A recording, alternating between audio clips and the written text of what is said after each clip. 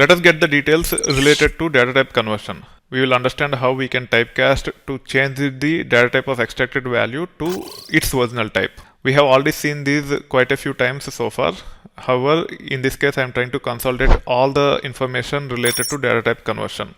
Let me load SQL Magic and also let me create database underscore URL environment variable. This is how a simple typecast operation will look like. You just have to get a string and then say colon int to typecast to integer.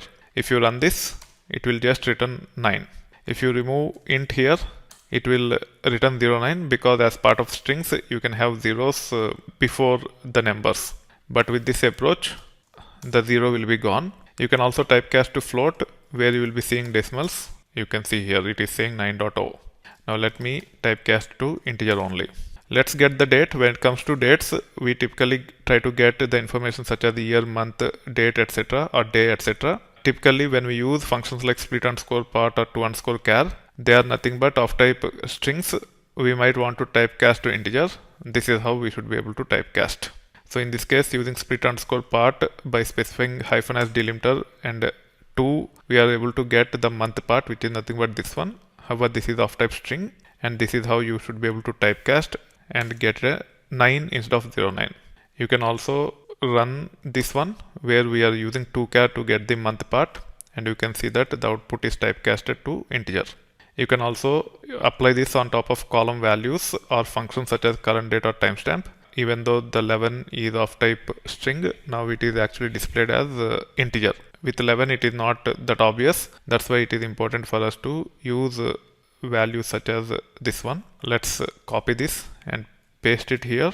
Let me remove the typecasting here and let's run this. You can see that toChar also returns string type. With this approach, it is converted to integer. Now you can also typecast a string to float. When it comes to float, the right side zeros are not relevant and hence they will be gone. And also all you need to understand is you can use a function called as cast.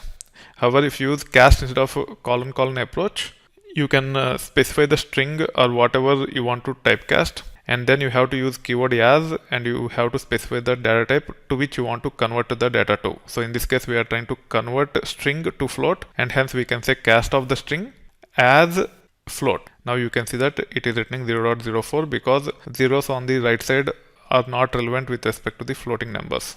You can also use this approach to get 0.04.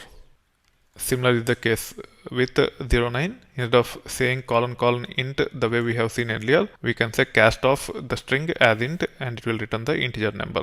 This is how you should be able to typecast to its original type once the data is extracted. You should be able to apply this knowledge even on the column values depending upon the functions that are being used on top of those column values. If at all typecasting is relevant for performance or functionality reasons, you should be able to use these typecasting approaches. One is using colon like this. Second one is using functions such as cast.